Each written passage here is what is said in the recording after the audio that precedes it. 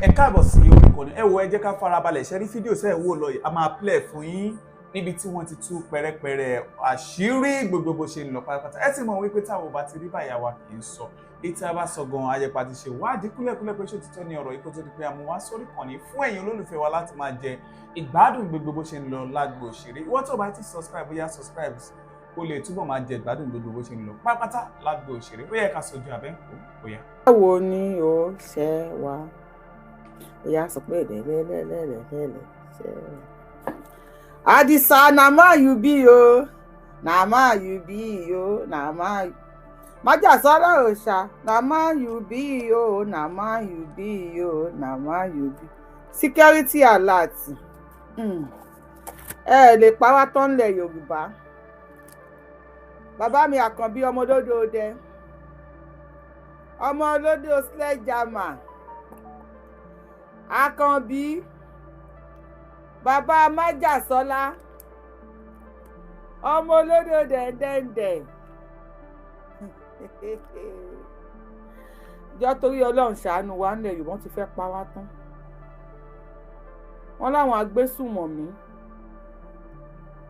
tí wọ́n wá sí ilẹ̀ Yorùbá tí wọ́n wá pààyàn wọ́n láwọn ọlọ́pàá tó mú wọn ti fi wọ́n lẹ̀ ó ṣọ̀kì yín bóyá ń ṣọ̀kì yín ló ṣọ̀kì èmi wọ́n wá proceed wọ́n ní àwọn kidnappers tí wọ́n mú wọ́n bá evidence lọ́wọ́ wọn o àwọn aráàlú bá evidence lọ́wọ́ wọn o but because they don't want to take laws into their hands ẹni tí wọ́n ṣe yànnàyànnà wọ́n rí o àwọn tó kù tí wọ́n fẹ́ ṣe jákujàku wọ́n rí evidence o wọ́n wá gẹ́gẹ́ bí ọmọ Yorùbá àtàtà the law abide citizens tí àwa Yorùbá jẹ́ and we don't want to put ẹ̀jẹ̀ in our hands wọ́n wá kó wọn fọlọ́pàá wọ́n fà wọn fọlọ́pàá ìgbà tó máa débẹ̀ wọ́n láwo ti lọ wọ́n láwo ti lọ o wọ́n láwọn ọlọ́pàá ti fi wọ́n sílẹ̀ àmọ̀dágún ńlẹ̀ Yorùbá àmọ̀dáràn ńlẹ̀ Yorùbá nílẹ̀ Yorùbá tàbá bá gbé sùmọ̀mí a lè ṣèdájọ́ ọwọ́ fún wọn tàbá tún wá fún àwọn ọlọ́pàá tí wọ́n wá fi wọ́n sílẹ̀ nítorí wọ́n fọ́ nìṣe mi wọ́n ní SAN ló wá SAN máa play fídíò náà fún yín àwọn ọlọ́pàá sọ pé SAN ló wá gba kidnapper lẹ̀ Fúlàní ajínipa ajínigbé ajínigbowó ajínirúnirúnkùrùn wọ́n náà ní SAN ló wá gbalẹ̀ Senior Advocate of Nigeria ṣé mo gbà ṣá ẹjọ́ kí ni túmọ̀ SAN ìyá àwọn ọmọ yìí dà ńlẹ̀ Yorùbá ẹ̀yin ọmọ Yorùbá ìyá yín dà níyà ní bàbá ọmọ òrukàn ni wá wọ́n ní SAN ló wá gba àwọn kidnappers kalẹ̀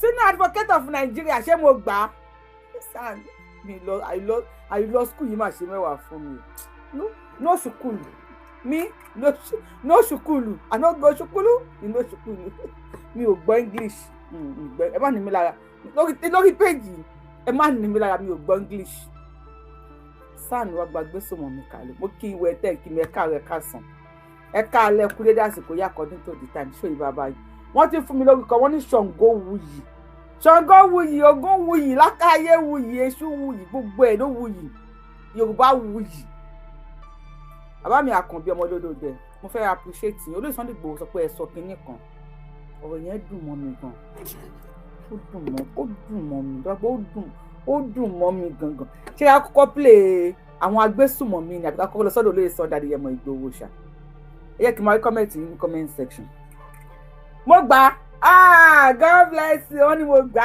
èmi náà ti lọ sí school díẹ̀ àbí school orí internet tí mo lọ yìí náà tó èmi náà lọ sí school díẹ̀ ọlọ́mọ kó mo lọ díẹ̀ lò na dey dey go e dey come èmi náà ti sọ e dey go e dey come e dey come kóló sìgá díẹ̀ e dey everything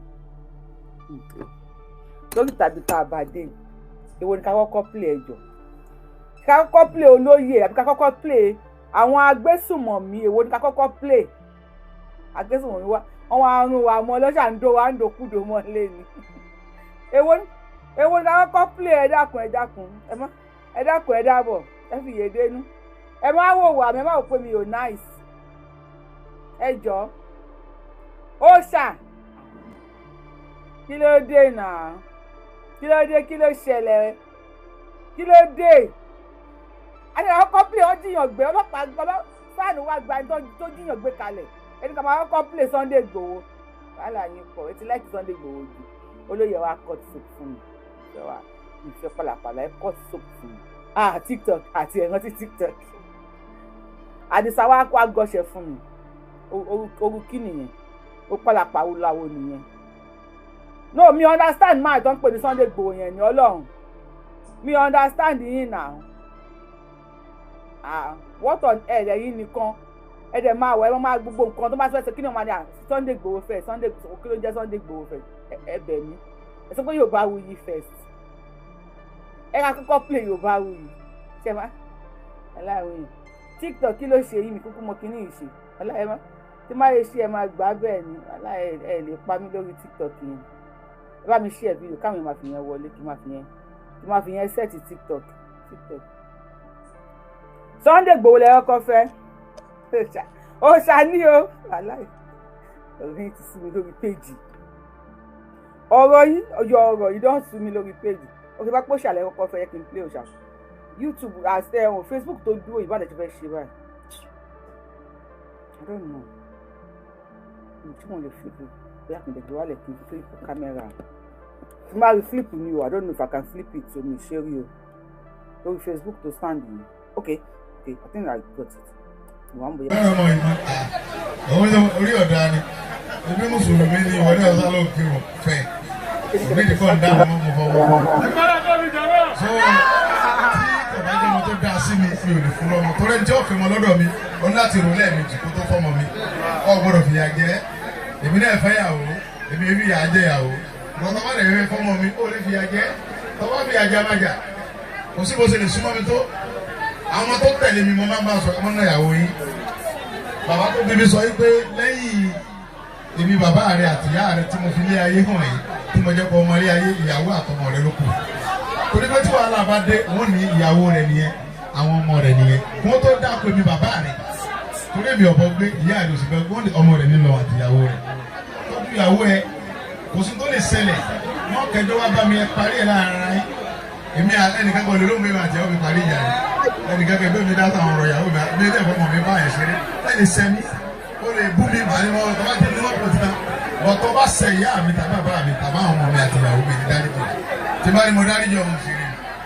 torí pé mo nígbàgbọ́ pé mo ń ṣe wàhálà torí nǹkan mi ni ọmọ náà wá mú wà tó jọ mí gan òun tó lọ ní dó ti ni ẹ wọ́n ní bàbá yẹn lílì wọ́n ní lónìí mo ti fún wọn láì mo ti fún ọ bó wọ́n ní báwọn sọ fún ọ ní ìlú bàbá mo ti fún ọ àwọn àwọn ènìyàn mi kan tó wà ń bí wọ́n bá sọ fún mi màá ń jẹ́ lílo ṣe fún yẹn níta ni wọ́n sọ pé o ti ṣe ọlọ́run níjọ parí láéláé ẹ̀mí èrè ó sì gùn agbára ọ̀tá ò ní ká ẹ nígbà kọ́mọ́ lọ́ta tọ́ba tọmọdé bàbá ẹ̀ bá ti ń dà fún tó ní bó ṣe fẹ́ àwọn èèyàn ọmọ bínú kódà àwọn tí ń tẹ̀lé gan wọ́n gbà fọ́lọ́ náà ni so èyí ṣe pé ó tẹ́ wọn lọ́rùn bẹ́ẹ̀ gbogbo ẹni tí wọ́n bá ń tẹ̀lé ọ tí wọ́n gbà fọ́lọ́ lára ọlọ́run ọba òfin ṣe omi sùúrù fún wọn torí wọ́n pọ̀ lọ́dọ̀ tèmi náà èmi yìí ṣépè fún wọn màá ní ẹ fi wọn lẹ̀ ọlọ́run ti kọ àwọn pé bí wọ́n ṣe rìnrìn gbèsè ayé wọn pẹ̀lú mi nìyẹn ìjà fún wọn lówó èmi ìjà bá wọn jẹ èmi ìyẹn ló sọ pé mo wà nulẹ̀ ìyẹn ló sọ pé kò tí ì sùn ìyẹn ló sọ pé bàbá yìí ó sùn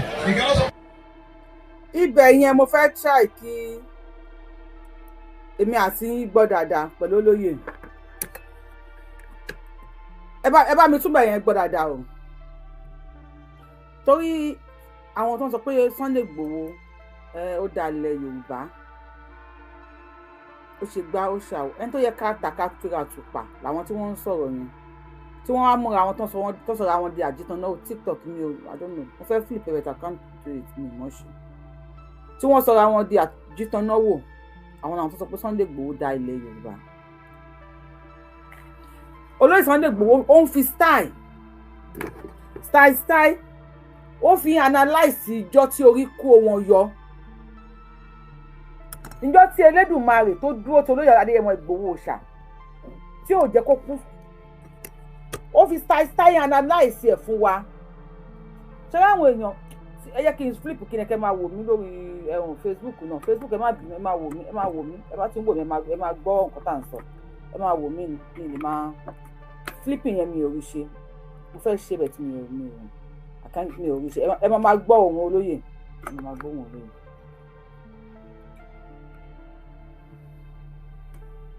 Olóyè ń fi style analyse fún wa bí kú ṣe yọ wọ́n jọ yẹn ẹ kí n túbọ̀ yẹn play kí wọ́n á sọ̀rọ̀ lé lórí.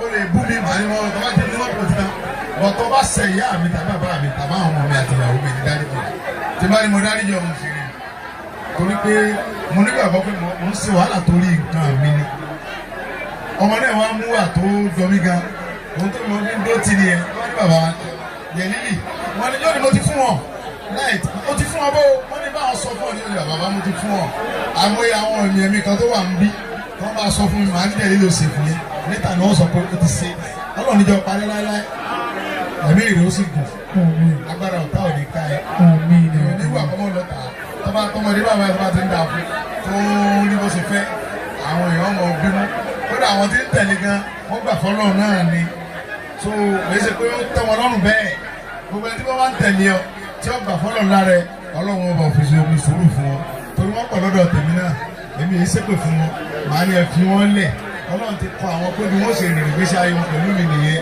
ìjà fún wọn lówó èmi ìjà bá wọn jẹ èmi ìyá ló sọ pé mo wà nulẹ̀ ìyá ló sọ pé kò tí ì sùn ìyá ló sọ pé bàbá yìí ó sùn ìyá ló sọ pé wọn dológbò àwọn ọmọ tí ń tẹ̀lé mi ní.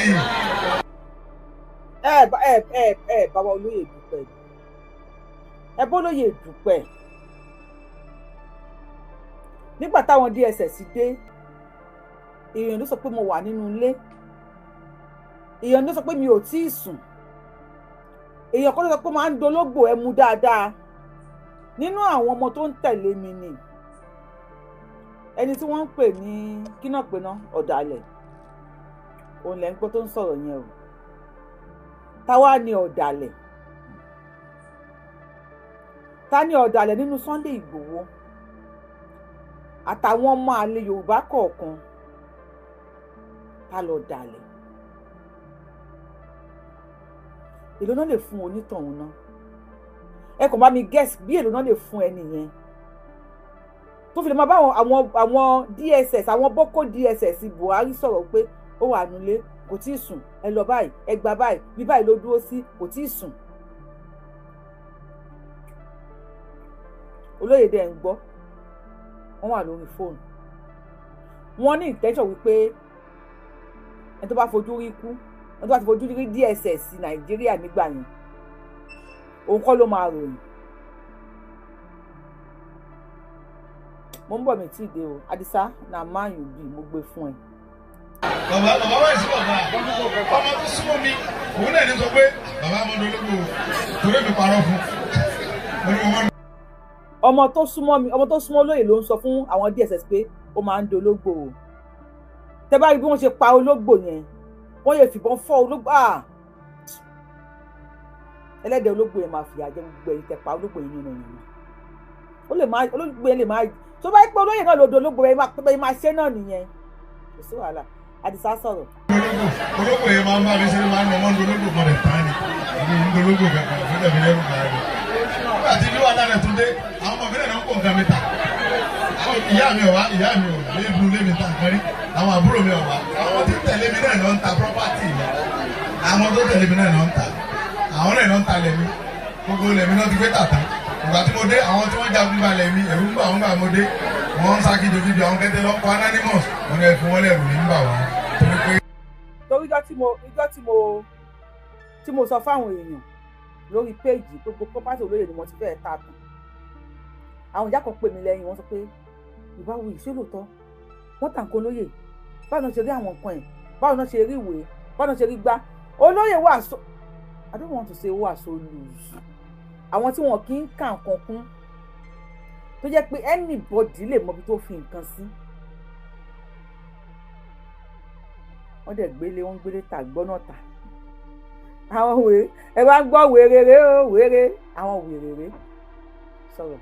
àwa ti gbà fọlọ́ tó bọ́lọ̀ sí fún ẹnìyẹn ọlọ́run níjọ parí rẹ̀ nílé ìbéèrè ogun bàbá mi ní oúnjẹ kan ó ló ń lù lọ olówó adénu ilé kan wọn làwọn èèyàn tó ń pariwo wẹ́rẹ́wẹ́rẹ́ wọ́n wá lùlù ó ní wọ́n onílé ìwọ́n bá lé léyìí bó ṣe ń ṣe táwọn ọmọ kéékèèké ṣe ń pariwo nù ilé rẹ̀ bẹ́ẹ̀ náà ni wọ́n ṣe. ó wá dé bòmí ó ní gbogbo bẹ̀ dákẹ́ rọ́rọ́ kò sẹ́ni kankan nù ilé yẹn baálé nìkan ní gbẹ́bẹ̀ ó wá ní baálé léyìí dá olóhùn rèé wọ́n nìkan lọ ń bẹ́lẹ̀ olóhùn ni bó ṣe ń ṣe tó fi jẹ́ wọn nìkan náà lọ ń bẹ́nu bẹ́ẹ̀ náà ni wọ́n ṣe bó ṣe ń ṣe táwọn ọmọ kan tẹ̀lé bẹ́ẹ̀ náà ni wọ́n ṣe bó ṣe ń ṣe táwọn àǹfà àwọn bá ti ń wábi tó wà pẹ̀lú èdè bẹ́ẹ̀ náà ni wọ́n ṣe èmi ò lọ́rọ̀ kankan fẹ́ sọ pé àbá àtọ́jọ́ kan mi torí wọn nìkan bó ṣe ń ṣe tí ìmáàmù ìlú sọ pé ọmọ dáadáa ni kí bàbá ìmáàmù tó sọ pé ọmọ dáadáa ni ó ṣe dáadáa ni bẹ́ẹ̀ náà ni wọ́n ṣe wọ́n chẹ́ǹjì ẹ tó bá chẹ́ǹjì àwọn tí wọ́n tẹ̀lé wa lánàá tí a sọ fún pé wọ́n chẹ́ǹjì wa yìí yẹn wọ́n chẹ́ǹjì wọn là ń lára àwọn lórí à lára rẹ̀ ó sògùn ó kàn ò lè lówó tó mi ìwọ́n kàn ń ṣe làwọn àwọn ní mọ́tò tí mo kọ́kọ́ lò 1996 ni Mazda 626 tó kún lọ́tọ́ gbé ó ti ń gbọ́ pé ó wà lábẹ́ ìyá rẹ̀ gbà náà ó ti ń lo mọ́tò ti pẹ́ lẹ́ni ọ̀kẹ́ fẹ́ kí tí ó tètè bàjẹ́ bọ̀gbà tí ọ̀gbọ́n tó àfihàn fọlọ́ lẹ́ni náà ní sẹ́fẹ́ àdètúnṣọ ọlọ́run bá a. ẹjọ́ tó wípé ọlọ́run ọba àwa mọ̀ pé ẹ̀ láìkì wa ọlọ́run fún wọn pé ẹ̀ láìkì mi ẹ̀yin bá wí fans nìkan ni mo bá wí mọ̀ pé ẹ̀ láìkì mi nígbà kéèyàn 155 máa wò mí kéèyàn 34 tẹ́tọ́ ń bọ̀ kí ló ṣẹlẹ̀ kí ló dé ta ni mo ṣẹ̀ ta ló ń bínú ẹ̀mí mímọ́ lù wọ́n pa ta ẹ bá mi tẹ́tọ́ ń pọ̀ jọ ẹ bá mi share fídíò yìí ìwọ wí mi ò ní ìrònú tẹ́ ń kọ̀ bọ̀ ọtẹ́ ẹ káàbọ̀ ẹ bá mi power tap lórí TikTok mo tẹ́ ń send message sí mi kò sí mi fẹ́ gbé yín wọlé láì power tap ẹ̀jọ̀ má ní mi lára torí Ọlọ́run Facebook kí ló dé tẹ́yìn ẹ̀ lè bá wa tẹ love and like button kí ló dé kí là ṣe yẹn lọ́tẹ̀lẹ̀ ń wò mí àjò ẹ lè bá wa share fídíò ṣí ọyìn kẹlẹ pọ ẹ nonsense concocability. Good evening jàre mo kẹ́yìn tèmi I know you love me ẹ kàn ń ṣàwàdà ẹ bá mi tẹ́tọ́ pọ̀ lórí show yìí má èké onígbìn mo fẹ́ gbé ọ̀rọ̀ kan jáde lọ́ra ọ̀rọ̀ tó lóye Sunday Igboho ń sọ ṣé ẹ ń gbádùn fídíò ẹ ká kọ́kọ́ ẹ bá má ti yẹ ká play fídíò lóye Sunday Igboho ẹ ká kọ́kọ́ play mo ní 3 minutes video kan tí mo ẹ ká kọ́kọ́ play yẹn jọ yẹ pẹ̀lẹ́ yẹ má bínú ṣé kí n play yẹn ṣé kí n kọ́kọ́ play tí wọ́n fi jíyàn gbé ká tó wá farabalẹ̀ gbọ́ tó lóye àmọ́ kọ́tẹ́lẹ̀ náà ń lò àtàrí pàṣàrà gba àwọn tó wá jáde sáré wọn máa ń tóbi ni ṣé kí n kọ́kọ́ play tí bí yẹn ẹ ṣe màmí ẹni nìkan lẹ́sìn sọ̀rọ̀ èyí tó kù nǹkan ṣé kí n kọ́kọ́ play tí yẹn ká play olóye last I love you èmi náà love you our life lórí YouTube àpọ́tí you dey enjoy olóye orí yín gbẹ́sìkẹ́ bí orí olóye you dey enjoy olóye kan orí yín bẹ́ńsúẹ́ orí yín dàbí orí olóye.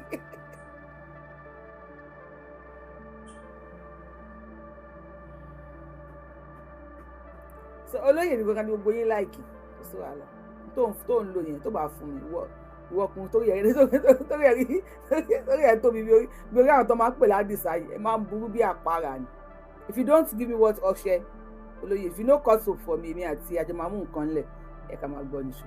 adágbà padà fún wọn jẹ nǹkan rẹ ọba àjẹmọ dágbàdàgbà àní gbàdúrà ọlọ́run àwọn onídókòó ọlọ́run bá adágbà padà fún wọn mọ bá ọdún pẹ́ẹ́jọ ojúmọ́ pé ọlọ́run bó ṣe ń gbàdúrà jẹ lílì tí ń lọ yìí jọ ọmọ lọ bẹ́ẹ̀. bùrọ̀dà mi kan wà ń bí bàbá wa ní ìyẹn dáadáa ní dénde ọ̀rẹ́ mi ní òyì alábàárìkà ẹ̀dá ni tí a bá rí dénde tó lóun òde yẹn rí kúri náà wọn rí ẹni ibi ló sì sọ̀rọ̀ ẹ̀ lẹ́yìn láì dá torí pé dénde dá sáwà ó dà sí mi ebi mo sì fa ọmọ yìí lọ́wọ́ pé dénde ọmọ mi lọ́wọ́ yìí fọ̀nà ẹlẹ̀ fún yọ ọmọ jẹun wọ́n dà á láàmú ó sì ló ń gbọ́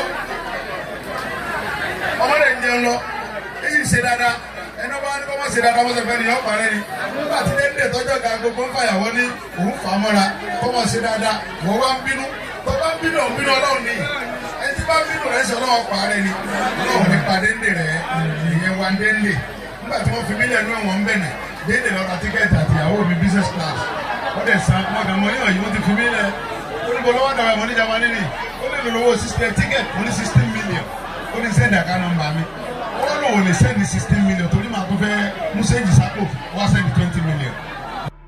ṣé rí kíní mo fẹ́ sọ̀rọ̀ lórí ẹ̀ gbogbo ẹ̀yin tẹ́ ń sọ wípé olè Sunday Igboho Gani Olóyèdè long time my brother ẹ dáwọ́ ó ṣe kíní kan ní ìlú òkè wọ́n máa ń kọrin kan máa ní èèyàn tó léèyàn lólówó Àbẹ̀ní èèyàn tó léèyàn lólówó ẹ tó bá léèyàn òun ló lówó àwọn èèyàn Sunday Igboho ó cash out ó gbowó èèyàn kan ló bi Sunday Igboho pé bóòlù ń lọ sí náà ti fi ẹ́ sílẹ̀ ó ní mò ń lọ sí Germany ó ní kó má wọ economy ó ní kó lọ wọ èló ní tíkẹ́ẹ̀tì business class ìwọ àtìyàwó ẹ̀ ó ní 16 million ó yá 20 million ní déndé ẹ̀ ní parẹ́ Pasuma kí mi tẹ̀ wọ́n ti bí Pasuma kékeré wọ́n yẹ kí déndé yẹn ẹ ṣe gan adúpẹ́ lọ́wọ́ yín gan thank you so much he gave him 20 million send your account number ó dẹ̀ fún 20 million àwọn tó wà nínú platform tí wọ́n ń dá owó bóyá wọ́n dá èmi dá 50,000 èmi dá 20,000 adáwó fọlọ́yè àfọwọ́ hẹ̀pù ẹ̀ lóòótọ́ owó ogun yìí ni but wrong hand ló bọ́ sí wrong hand any platform tó wá sọ pé dáwó fọlọ́yè wrong hand ni I'm saying it categorically wrong hand ló bọ́ sí gbogbo ọ̀rọ̀ kọ́lá àwọn máa sọ lórí platform àwọn ọ̀rọ̀ wà tá a lè sọ ṣùgbọ́n máa fọgbọ́n àti làákàyè ṣe ni èèyàn ló wà nídìí òwò tó rò fi ń ké Ọlọ́run Ògún gbọ́ àwa léèyàn o a lè má lówó lọ́wọ́ o ṣùgbọ́n a léèyàn déndé tó a lè tí yóò ní bàjẹ́ láéláé Àdìsá continue ọ̀dọ̀ bàbá mi gbọ́dọ̀ dájú wa là ń lọ ọba Tinubu. àwọn ará tíkẹ́ẹ̀tì èmi àtìyàwó mi torí kò sí nǹkan kan mọ́ mo mú sẹ́yìn díẹ̀ sápò ọ̀sẹ̀ ní euro bí mo tó wá ṣe dé ilé tí bàbá mi pè mí pé Sunday ó dùn fún president. ibi tí mo bọ̀ gangan lélẹ̀ ibi tí mo ń bọ̀ tí mo fẹ́ kẹ́yìn èèyàn kẹ́ bá mi listen sí a lè máa bú Tinubu ṣó Yorùbá wuyì àníwọ̀n iye ara wa yín fáǹsì Yorùbá wuyì Ọlọ́run ò ní jẹ́ àmọ́ iye ara wa àwọn èèyàn ń wo ṣó wa Ọlọ́run ó dẹ̀ ń kan Àkànbí lára ọmọ olódò sílẹ̀ ìjàmọ̀ dádì mi ó ń kan lára ibi mo fẹ́ kẹ́ bá mi listen sí dáadáa kẹ́ bá mi gbọ́ so that I will not want any distraction ẹ bá wa power tap lórí TikTok ẹ bá wa thumb up lórí YouTube ẹ dẹ̀ jọ ẹ dẹ̀ má ṣe bá ẹ dẹ̀ yẹ káwọn èèyàn rí tí Tinubu bá ṣe nǹkan tí kò dá ń sìn ẹ máa bá wa ṣí ẹ tí ẹ kò bá bọ́ta sí tó ní Tinubu ẹ máa ṣí ẹ bá ṣe tó dáná ẹ jẹ́ ká sọ̀rọ̀ nípa ẹ ẹ jẹ́ ká sọ̀rọ̀ tó bá ṣe ohun tó dáa ẹ jẹ́ ká sọ̀rọ̀ nípa ẹ Àkànbí mo lódò sílẹ̀ jàmà a máa wá ràn yín iṣẹ́ lẹ́nu ẹ̀yin tẹ́ ẹ̀ ń wò wá tẹ́ bá jẹ́ kákànbí gbọ́ nípa ti Sunday Igboho àwọn ọmọ Yorùbá pátá generally a tún máa fẹ́ ràn yín níṣẹ́ lẹ́nu mo mọ̀ pé wà ń bí ẹ̀ ń wò mí ẹ listen Àdìsá sọ̀rọ̀ Àdìsá wà ní ọ̀dọ̀ báwa ládọjà kábíyèsí o Olúbàdàn wọ́n wà ní ọ̀dọ̀ Àkànbí president ẹ má bínú o mo fẹ́ sọ kinní kan ìgbà tí Alhaji Wasiu Ayinde tí wọ́n pe Tinubu ní Àkànbí lórí fóònù tó pe Tinubu ní Àkànbí lórí fóònù mo wá táwọn èèyàn wá ń gbé káàkiri gbà yẹn pé you are going to YouTube, go to YouTube so you can see it, evangelist. Oh yeah, on your what are lórí TikTok? Oh yeah, YouTube, Facebook, YouTube, kíákíá lórí Yorùbá Wuyi YouTube. Kẹ́lẹ̀ máa rí Sunday Igboho wò. Bàbá ti shop up. Orí ẹ̀ gbogbo èèyàn ọ̀run olóyè báyìí ó ti kọ́ léègùn. Ọlọ́run àtẹ̀mí àtẹ̀yìn. Ọlọ́run ò ní fi nira bá wa jà. A ní bọ́ sínú ìgbèkùn. Láàárín how many days jẹ́ ọ̀dọ́ fọdọ́ Sunday Igboho lẹ̀. Ẹ lọ sí orí ẹ̀ báyìí ó ti ẹ̀wọ̀n tó bá fẹ́ ya èpo gi pé máa ń ṣe báyìí orí olóyè orí ẹ̀ ti ṣe èpo báyìí ó ti kọ́ lè dùn sẹ́yìn ìfọkànbalẹ̀ ló ń jẹ́ bẹ́ẹ̀. sọ̀rọ̀ Alhaji Wasiu Ayinde kí tó gbàgbé Alhaji Wasiu Ayinde wa ń bá Tinubu sọ̀rọ̀ ó wá ní Àkànbí ọmọ olódòdẹ do you know I call my mother by her name àwọn kan wà tá a bàjẹ́ bẹ́ẹ̀ wọ́n sọ pé Alhaji Wasiu Ayinde bàjẹ́ ó máa ń ní stage kan tó máa wọnú èèyàn wàá wọnú èèyàn báyìí mi ò bẹ́ẹ̀ tí máa lóye lójú bẹ́ẹ̀ máa lè pè wọ́n bí ṣe ń pè wọ́n yìí o because mo máa sì mi ò bí mo máa lè pè wọ́n bí ṣe máa ń pè pé Àdìsá mi ò bí máa lè pè wọ́n tí bá rí wọn o tó mi fẹ́ bọ́lẹ̀ sọ̀rọ̀ àṣìlẹ̀ sí mi so olóyè gan tó bá wọ èso yìí wọ́n mọ̀ pé mi fẹ́ bá olóyè sọ̀rọ̀ bí mo bá wọn sọ bí 1 minute àbí 2 minutes mi kì í like mo bá wọn sọ̀rọ̀ because I just want to be a free person ìyá tó bí mi mo máa ń pè lórúkọ mami ẹ pé màmá mi ti ń dàgbà tá a bá ti wá ń sọ̀rọ̀ tí má ti pé ó ṣe à ń sọ bákan bí ẹ̀mọ́ àwọn àgbàlagbà tó wá ní ẹ̀kẹ́ tí má ti pé orúkọ ẹ̀ báyìí tí má ní à kí ló ń ṣe ẹ́ ìgbà tí bàbá mi ń lọ ṣé mo pé èmi ló fà ẹ́ lé lọ́wọ́ mo lè ní kó kẹ́rù ẹ̀ ń sìnkú lọ sílé bàbá ẹ̀ padà my mother will ṣe ó bá wá jẹ́ up kò sí wàhálà ẹ ṣe bí bẹ́ẹ̀ ṣe bá mi kẹ́ tó ní kí n máa lọ́lé wa ta ló lọ mú ẹ wá ó mọ iye tó bá mi san lórí ẹ ni you know àwọn ṣẹ́rí ẹ má bínú pé à ń ṣe ṣó mo tún yà síbòmí àwa tá a jẹ́ òbí ẹ ká máa fi àwọn àyè kọ̀ọ̀kan interaction kọ̀ọ̀kan ní àwọn àyè kọ̀ọ̀kan ẹ jẹ́ ká máa filẹ̀ fún àwọn ọmọ wa so they will be free to speak to us my mother is my best friend wọ́n gbọ́ ọ̀rẹ́ kòríkòsùn ọ̀rẹ́ kòríkòsùn tí mo ní ṣé pé tí mi ò bá rí mi ò ní sùn àbí tí ò bá rí mi tí ò ní sùn ìyá mi ni that's the my kòríkòsùn mi lọ́rẹ̀ kòríkòsùn ọ̀rẹ́ tí ò bá rí mi kó gbalé ẹ̀ lọ kó lọ sùn ni torí tí mi ò bá rí ẹ̀ máa sùn. So if you see me calling Tinubu Àkànbí pàtó wà sí ẹ̀ ní wá sí pé Àkànbí lórí fóònù àwọn wọn bú Alhaji Wasiu Ayinde mu I'm like what kí ni ìyẹn ṣe I call my mother by her name má tó kí lórí kì wọ́n rẹ̀ sí ni wà ní ẹ̀ má tó kí lórí kì má tó kí sílé yẹ má kí sílé bàbá ẹ̀ please ẹ jẹ́ ká máa fààyè yẹlẹ̀ fún àwọn ọmọ wa ibẹ̀ yẹn kọ́ là ń lọ ẹ jẹ́ ká sọ́dọ̀ Àkànbí again àwọn olódò sledgehammer dáàdì wa ẹ jẹ́ ká gbọ́ nǹkan tó lè sọ President Bola Ahmed Tinubu àti bàbá Ládọjà ni wọ́n jọ wà papọ̀ níjọ́ tí wọ́n pe Àdìsá lórí fóònù Sunday Igboho Osha náà Àdìsá ẹ sọ̀rọ̀ sókè.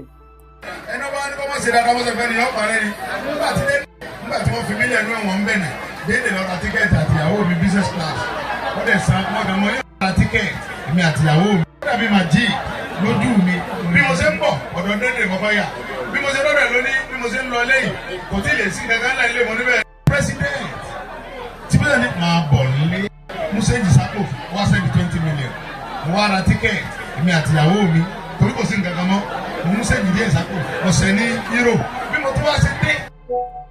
Okay, somebody say I have 2 daughters. One of them is like that to me. See, irú ọmọ yín tó rí bẹ́ẹ̀ yẹn, tó rí bí Yorùbá wí ṣe rí yẹn, ẹ máa enjoy yẹn. If you have a child that is doing that, ẹ má wò pé wà disrespectful. Ẹ máa enjoy ọmọ yẹn. Irú ọkọ mi sì mọ bọ́ ṣe pé ọkọ ní kinní kan.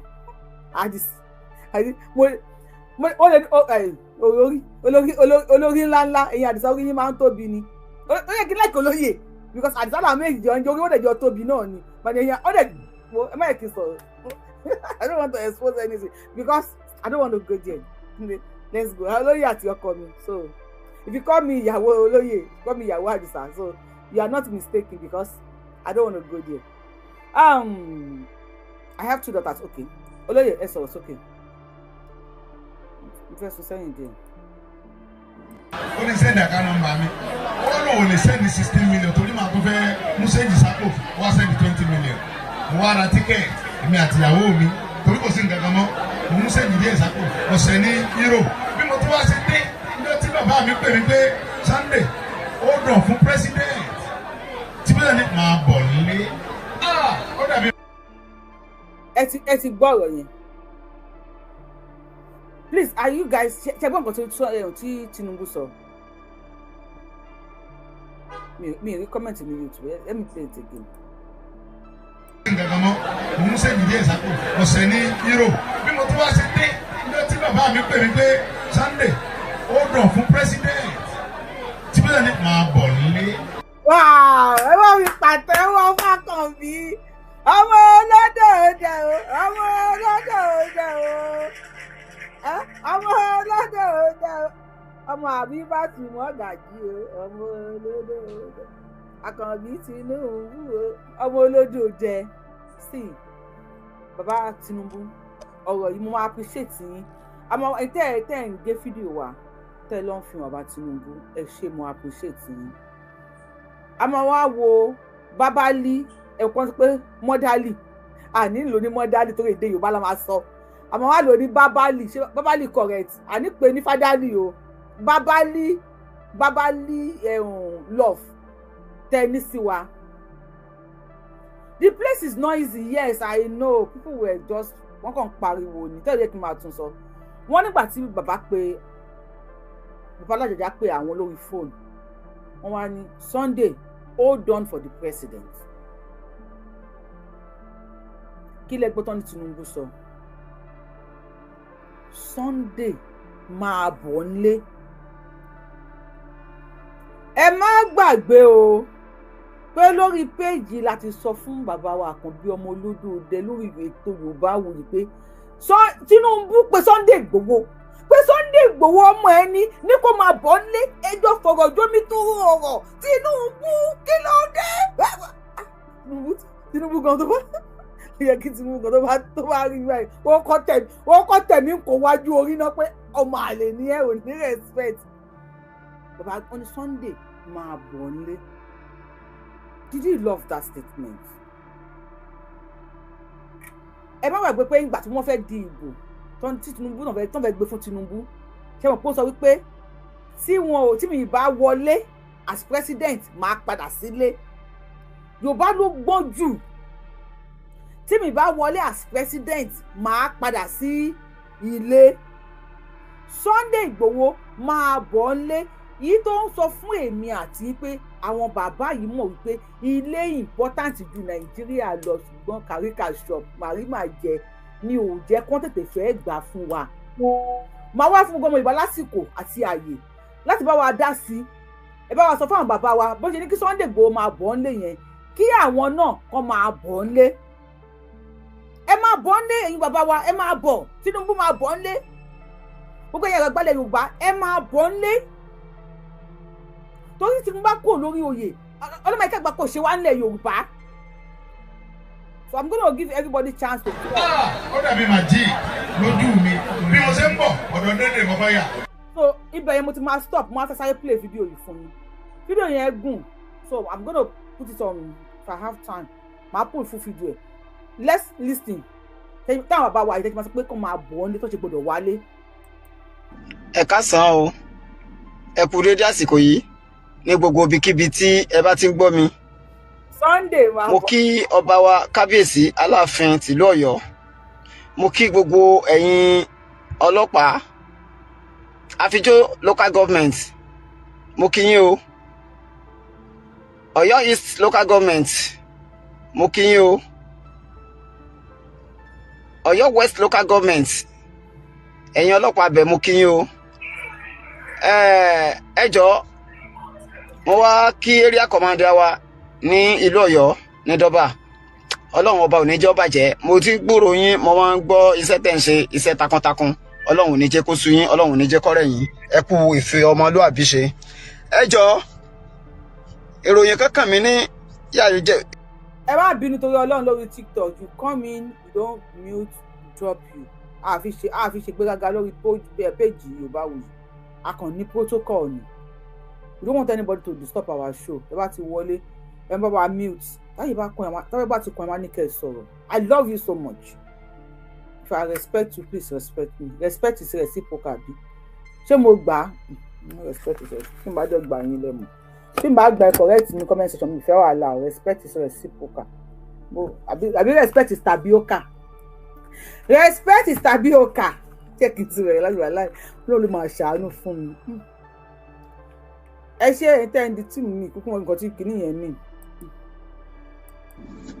Ẹ káàsán o ẹ kú dédé àsìkò yìí ní gbogbo ibikíbi tí ẹ bá ti ń gbọ́ mi. Mo kí ọba wa kábíyèsí aláàfin tìlú Ọ̀yọ́ mo kí gbogbo ẹ̀yin ọlọ́pàá àfijó local government mo kí yín o Ọ̀yọ́ East local government mo kí yín o Ọ̀yọ́ West local government ẹ̀yin ọlọ́pàá bẹ̀ mú kí yín o.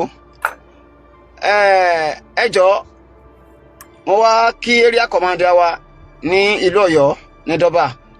Ọlọ́run ọba ò ní jẹ́ ó bàjẹ́. Mo ti gbúrò yín, mo máa ń gbọ́ iṣẹ́ tẹ́ ń ṣe, iṣẹ́ takuntakun. Ọlọ́run ò ní jẹ́ kó sú yín, Ọlọ́run ò ní jẹ́ kó rẹ̀ yín.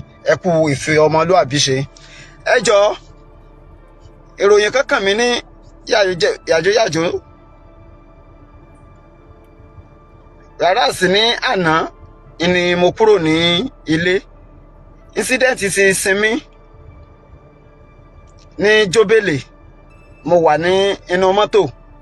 Ẹni mo rí tí wọ́n rọ́ọ̀ṣì bọ́ọ̀ yẹn lọ sí hospital ní àná.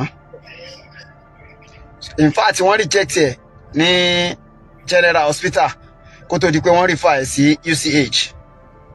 So ìgbà tó wá di ọwọ́ alẹ́ àná máa òru yẹn, Ọlọ́run ní ọ̀kan nínú àwọn bandit yẹn níbi wọ́n tọ́ àìdì sí tí wọ́n tó fẹ́ ṣe ọṣẹ́ mi, wọ́n rí náà, wọ́n gbà lọ́wọ́ ẹ̀. Wọ́n ní kí ló fẹ́ fi ṣe. Ó ní list gbogbo àwọn tí àwọn fẹ́ jí gbé nìyẹn. Wọ́n sá mú lọ. Wọ́n mú lọ sí Jóbélé police station ní òru ànámọ́jú mẹ́ẹ̀ni. Ìgbà tí ó di àárọ̀ yìí tí àwọn community tó mú lọ tí wọ́n débẹ̀ padà, àwọn ọlọ́pàá láwọn ti release Fúlàní x-men yẹn. Fídíò yẹn ò ṣeé fi hàn ní bíbá ni.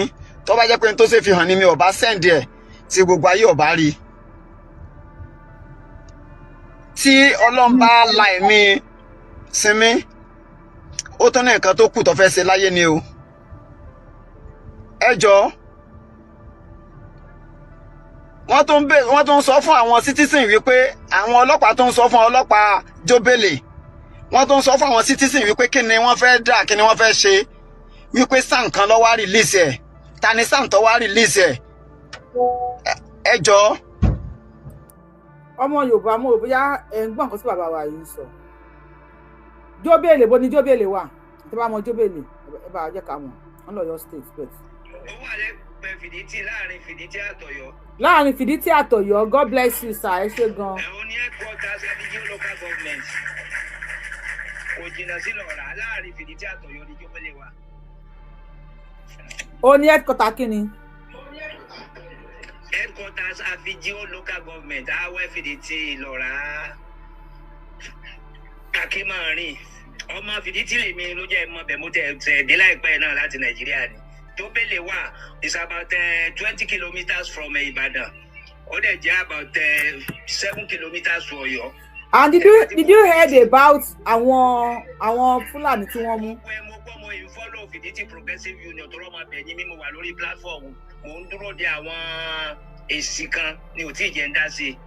Wọ́n ṣe send àwọn kan sí mi yàjò látàárọ̀ náà ti send ẹ̀ tí mo dẹ̀ ti participate. Ká tó kí n tó kúrò mi báyìí máa jẹ́ kẹ́ ẹ gbọ́ latest torí àbúrò mi làgbà kẹ́ Fìdítì ọba wọn gan gbogbo ọmọ Fìdítì paraku ní mímọ́ ń bélé. So gbogbo ẹ̀ ni mo wà current gbogbo tó ń ṣẹlẹ̀ kí bàbá yẹn máa sọ̀rọ̀ wọn lọ. Ó dáa. Ẹ ṣé gan bàbá wa miss, thank you, God bless you. Ṣé rí nǹkan tí rẹ̀ ò fi dà nìyẹn? Àwọn Fúlàní wọ́n wọ ìlú, wọ́n mú sinmi, wọ́n ṣàyànnàyànnà ọmọ lọ́mọ. Wọ́n fẹ́ jí gbé lọ ni. Then wọ́n padà gbé wọn lọ sí station. Lálẹ́ mọ́jú ọwọ́ ba yìí tí wọ́n rí mú nínú wọn. Wọ́n dẹ̀ pé ó mú lẹ́tà dá, ó mú ìwé dání tí wọ́n kọ orúkọ àwọn èèyàn sí. Wọ́n wá bí pé orúkọ tẹ́ ẹ kọ yìí, orúkọ àwọn ta ni? Ó ní orúkọ àwọn next victims tí àwọn fẹ́ jí gbé ní ilẹ̀ Yorùbá. Ẹgbẹ́ kan ti ṣe wá, Tinubu ẹ máa bọ̀ nílé. Bàbá mi Ládọjà ẹ máa bọ̀ nílé. Ẹ máa bọ̀ nílé o. Ẹ má yẹ kémi bínú, ẹ máa bọ̀ nílé. Ààrẹ báwọn wèrè yìí ṣe àkíńṣe nǹkan kan náà. Imagine who Ribadu, the SA to the SA, senior advisor to Tinubu. I have the video here. Tell you about my play saying àwọn Fúlàní, àwọn bandits, brother àwọn làwọn bandits yẹn kò lè máa pa wọ́n anyhow. They have to pamper them. No Ribadu. Àwọn Hausa dẹ̀ ti bọ́ tàǹsìn. Wọ́n tó bá fẹ́ kí Nàìjíríà kọ́kàn Nàìjíríà balẹ̀. Wọ́n ní ẹ má jẹ́ kí nọ́tánà kankan kó dépò mọ́. tí wọ́n fẹ́ kí ọkàn Nàìjíríà balẹ̀ o wọ́n ní ẹ má jẹ́ kí iná tánà kankan SA tó Tinubu o sínú adviser tó Tinubu tí wọ́n ní wọ́n háàkì àkáǹtì ẹ̀ wọ́n háàkì fóònù ẹ̀ rádà senior adviser on security tó Tinubu òun ló sọ pé bandits àbúrò àwọn ni wọ́n brother àwọn ni wọ́n ọmọ ìyá àwọn ni wọ́n ò lè máa pa wọ́n anyhow now wọ́n á mú àwọn eléyìí nísìsiyìí pé ẹ̀yin tí wọ́n mú yìí o lẹ́tà tó wà lọ́wọ́ ẹ̀ orúkọ àwọn ta ló lọ àwọn tá à ń fẹ́ jí gbé ni wọ́n wá gbé wọn lọ sí station wọ́n wá dé station ọjọ́ kejìlá fi ó àbí kí ni wọ́n pè wọ́n wá ní wọ́n ti fi wọ́n lẹ̀ pé SAN senior advocate of Nigeria SAN ló wá gba agbésùmọ̀mí kalẹ̀ iṣẹ́ yìí lówó SAN bàbá wa ẹ bá wa sọ̀rọ̀ sókè. gbogbo ẹ̀yin bàbá lọ́yìn Ọ̀yọ́ nípínlẹ̀ Ọ̀yọ́ ẹ jọ̀ọ́ wọ́n tún sọ fún àwọn citizen wípé àwọn ọlọ́pàá tó ń sọ fún ọlọ́pàá jóbélé wọ́n tún sọ fún àwọn citizen wípé kí ni wọ́n fẹ́ dà kí ni wọ́n fẹ́ ṣe wípé SAN kan ló wá release ẹ̀ ta ni SAN tó wá release ẹ̀ ẹ jọ̀ọ́ gbogbo ẹ̀yin bàbá lọ́yìn Ọ̀yọ́ nípínlẹ̀ Ọ̀yọ́ káàkiri gbogbo àgbáláyé ẹ̀yin bàbá wa ní Amẹ́ríkà níbikíbi ẹ jọ̀ọ́ ẹ dákun ẹ ràn wá lọ́wọ́ lórí ọ̀rọ̀ yìí ó ti di lemọ́lemọ́ o wàhálà yẹn ti pọ̀ jù ní jóbélé ní àfijó local government ẹ jọ̀ọ́ tá a bá mọ àwọn pípù yìí a lẹ́tọ̀ọ́ láti ṣèdájọ́ lọ́wọ́ ara wa tá a bá tún fà wọ́n láwọn ìjọba lọ́wọ́ wọn á tún release ẹ̀ kò yẹ kó rí bẹ́ẹ̀ àwọn pípù yìí ti fẹ́ pa wá tán ẹ̀ẹ́dẹ̀jọ́ kẹsànán wa ẹ̀yin ìjọba wa ẹ jọ̀ọ́ gbogbo ẹ̀yin alágbára ẹ jọ̀ọ́ ẹ dákun ẹ bá wa dá sọ̀rọ̀ tí ń lọ yìí ẹ má jẹ́ kí ayọ̀ jẹ wá gbé àwọn ọlọ́pàá tó release àwọn Fúlàní herdsmen yẹn we want to know them and we want to know who came to release them. Please, we want to know the source. We want to know who sent those people. We want to know who gave them the gun. Ẹ jọ̀ọ́, kò ní bàjẹ́ the wet. Alájà mi, Bọ́lá Kéré, Apóǹgbẹ. Ẹ jọ̀ọ́, ẹ dákun, ẹ ṣàánú wa. A lè sùn nílé kọ́kàn wọ́ balẹ̀ mọ́. Tá a bá ń bọ̀ látàjò, a máa gbàdúrà pé k'Ọlọ́run jẹ́ ká délé láyọ̀ ni. Ọkàn wọ́ balẹ̀, bá wà ń lé, bá wà lájò kí ló dé? Ẹ má jẹ́ kí àwọn Fúlàní, ẹ má jẹ́ kí wọ́n pa wá tán kó tó di wípé ẹ máa dìde. Torí pẹ́nu ẹ̀mí wà lẹ́nu ẹ̀mí àti yín, ilẹ̀ fi rí mi wò, ilẹ̀ mi fi rí ọ̀rọ̀ tí mò ń sọ yìí sọ náà. Tó bá ti di wípé wọ́n ti pààyàn kò sí nǹkan téèyàn fẹ́ sọ mọ́. Who know the next?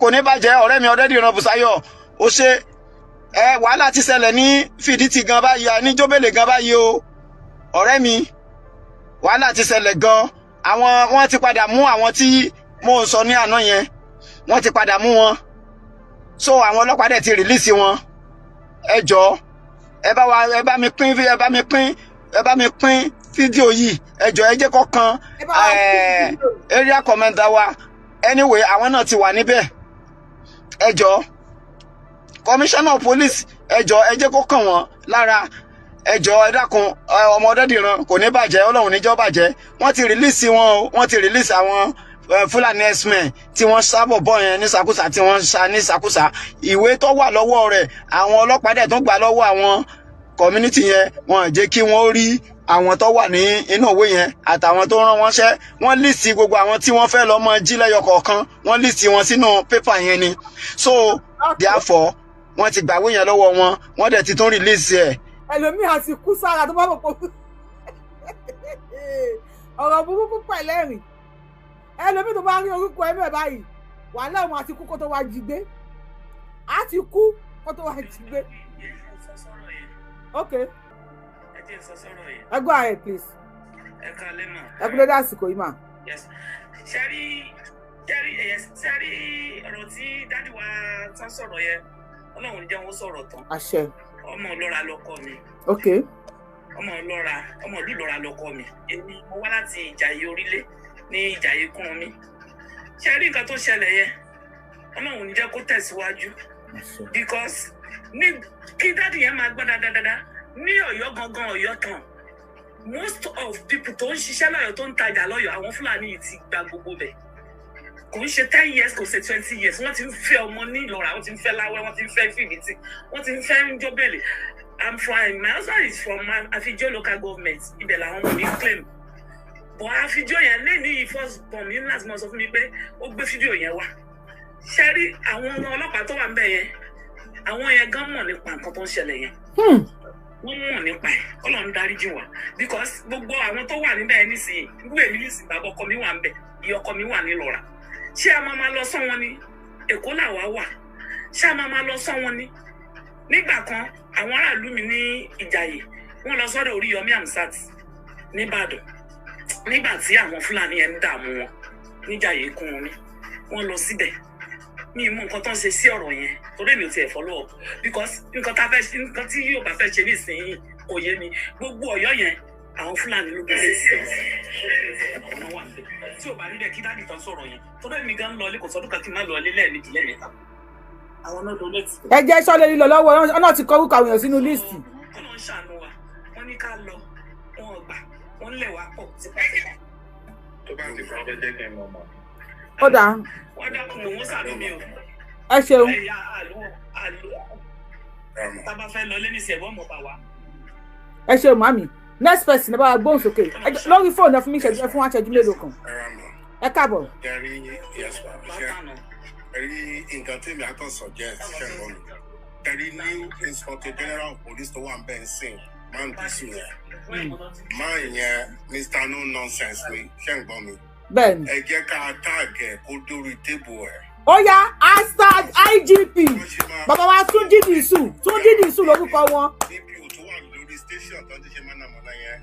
Ẹ jẹ́ ká mi sọ pé tààgẹ̀ níbo ìjọba. Ó yá tagging bàbá wa Dìísù I have it ẹni tó ń pè lórí fóònù yẹn kó ní sùúrù ọmọ àpè ní padà jà àrẹsẹ bá ti pè lẹ́ẹ̀kan máa ní sùúrù ọmọ àpè ní padà. bàbá wa Dìísù Túnjí Dìísù hashtag Túnjí Dìísù ọba mi tag bá ti bá mi àwọn èèyàn wọ́n fẹ́ gbé Facebook ẹ̀bẹ̀ sí ní ṣòwò tó bá wù ní ẹ̀ máa ṣe ń bẹ̀ àwa lórí kí ló ń pè. bàbá wa Túnjí Dìísù ẹ gbà wá o bó sí o ẹ bá mi tag bàbá Túnjí Dìísù sẹ́ẹ̀. ẹ bá wa tag bàbá wa Túnjí ẹ fẹ́ gbé picture wọn wá ni bàbá wa Túnjí Dìísù ẹ bá mi tag wọn abẹ́fẹ́ sori ọlọ́pàá kí ló ń kọ ọlọ́pàá yẹn náà please let us know the name of the ọlọ́pàá tó wà bẹ́ẹ̀ bàbá ọlọ́pàá agbọ́ni àti ìgbà lórí ètò Yorùbáwùyí agbọ́ni àti ìgbà wípé lóòótọ́ wọ́n mú kidnapper pẹ̀lú evidence ẹ̀dẹ̀ fi sílẹ̀ ẹ bá mi tag Inspector General of Police bàbá wa Túnjí Dìísù I love you so much bàbá and I know pé fídíò yìí máa dọ́dọ̀ yìí ẹ bá wa gbóhùn sókè pólíìsì ẹ kàlẹ́ ẹ bá wa gbóhùn sókè má yẹ kí n kanra mọ́ yín. ẹ mọ̀ kẹ́ra mọ́ mi o sẹ́rí àwọn Ọ̀yọ́ àwọn ni wọ́n ń da nkẹ́rù àwọn ń da ọwọ́ Yorùbá láàmú ní Nàìjíríà ìdí tí mo fi sọ báyẹn sẹ́rí mo gbọ́ statement ọba kábíyèsí tó gbéṣẹ́ sẹ́rí gbogbo wàhálà tí ń ṣẹlẹ̀ nílẹ̀ Yorùbá lónìí àwọn ará Ọ̀yọ́ ni wọ́n dálẹ̀ so ó tó kí àwa Yorùbá tó kù káwọn bá ti so ètò wọn sí because láti ilẹ̀ wa àwọn ni wọ́n da gbogbo àgbègbè yẹn rú wípé àwọn ń fẹ́ káyipá àwọn jẹ gàba lérò oníkálukú meanwhile nígbà mo wo ìtẹ̀ àjèjì náà làwọn náà nílùú Ọ̀yọ́ yẹn torí mo gbọ́ ìtẹ̀kẹ́ rí ní tàǹbà tí mo lọ sí Ṣakí yẹn ọba Aláàfin. bàbá wa tó ń sọ ẹ má bínú pé I am trying to cut you off please sir I am so sorry if I do that please sir ẹ má ẹ ní sùn sà ṣe rí àwọn ìtàn àgbákò tá à ń pa lọ́wọ́ yìí ló ń divide wa nílẹ̀ Yorùbá tá a bá dúró gẹ́gẹ́ bí ọmọ Yorùbá pé Yorùbá ni gbogbo wa ó kí tá a bá gba Yorùbá nation sìn àwọn ọlọ́ọ̀yẹ̀ ṣe máa lọ dà wọ́n sókun ni. àní dà wọ́n sókun. a ní wọ́n ń jiyàn gbé lọ́yọ̀ọ́ ẹ láwọn ọmọ Ọ̀yọ́ ni wọ́n ń dalẹ̀ Yorùbá rú òkè ṣé wọ́n lè sọ pé Yorùbá làwọn ṣe Aláàfin ni wọ́n ṣé kí àwọn kan wá fi wọ́n lè kí Fúlàní kó wọn tán. ṣé Fúlàní lẹ́yìn ìgbésẹ̀ mi sọ báyìí nìyẹn ọ̀pọ̀lọpọ̀ wọ́n ń gbé sáwọn Fúlàní yẹn lẹ́yìn ni. the best náà ni pé kàńdá tó bá wà abẹ́yìn èèyàn mi tí wọ́n ń get ẹ̀ right o kàńdá tó bá wà nù rẹ̀ sí òun ní ká try ká yọ because tábà kàn tí mo máa affect gbogbo wa lẹ̀ Yorùbá o.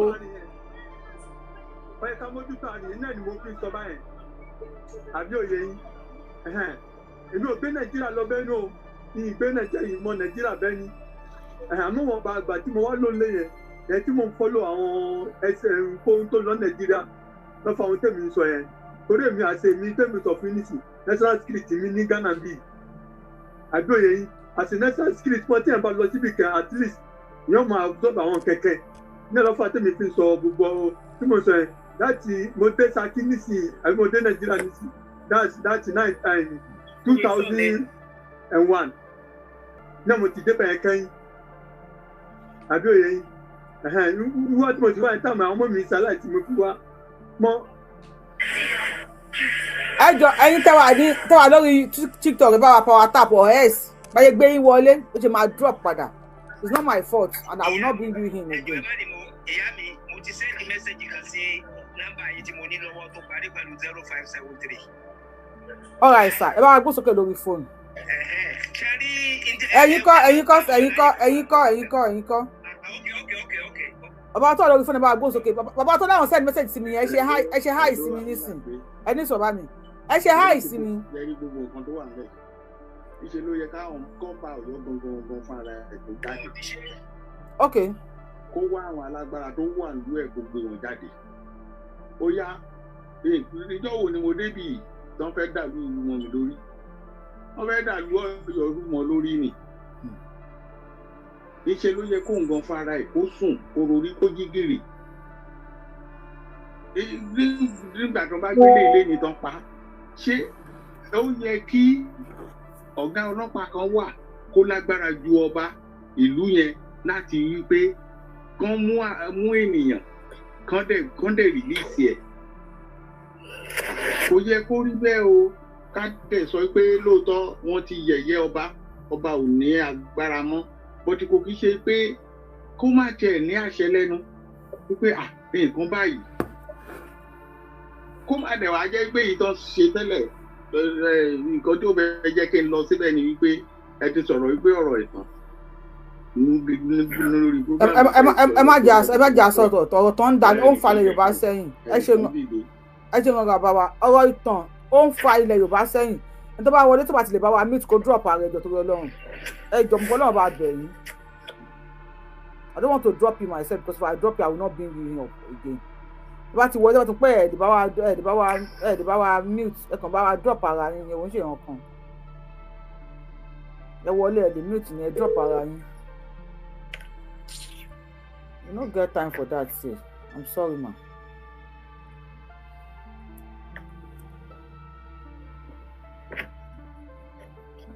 àti inú kẹ́sẹ́ lè mute ni láàrin 1 minute àti inú kẹ́tẹ̀ bá mute a máa drop yín o ẹ má bínú àfi ṣakọ o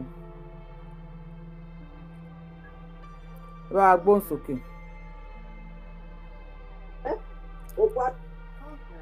sórí ọ̀rọ̀ aládé ti yá. ẹ̀yin tá bá ń pè lórí fóònù tó bá ti pè lẹ́ẹ̀kan ẹ stop ẹ máa pè yín padà please.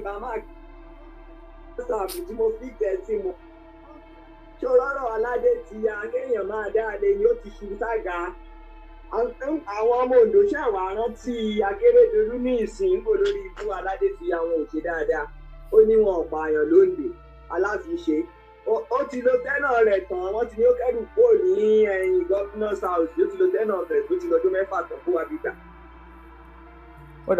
àwọn oníṣòàbù wọ́n ti wá rí àwọn ọmọ yẹn láti 3 years ago ti fáwọn òbí wọn ní 1 million wọ́n ti wá rí ẹ̀wọ̀n ó ní ẹ̀yìn ìwéré mufti náà fẹ́ ṣe ní Ìwó tó náà rí àwọn ọmọ ọlọ́mọ jọ DSS ni ó lọ bá wa yanjú ìyẹn láìpẹ́ ìwọ̀n ó bá wa gbé gbogbo ọ̀rọ̀ wọn kéèyàn tí ó rí bàbá rẹ̀ ẹ̀yìn Àkànbí olówó olóore àbí kí ó ń pè ṣé ó rí àwọn tí wọn kọ́lọ́n tètè bá wa ní sí wọn kó jẹ́ ká máa bá ju wa lọ ìrọ́pọ̀ Gumi ti táṣìírí ní ìsìn pé kì í ṣó nìkan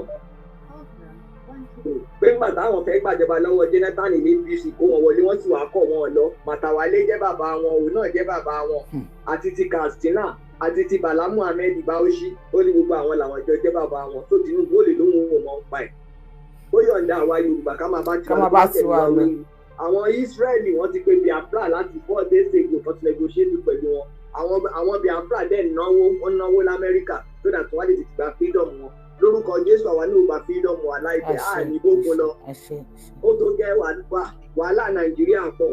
Bẹ́ẹ̀ni ẹ ṣe màmí Limakie please send request and come up only Yoruba Nation call Yoruba Nation ni please Limakie send request and come up our page is for everybody just send request and come up while you say Yoruba Nation call Yoruba Nation ni bá a gbọ́n sókè torí Ọlọ́run.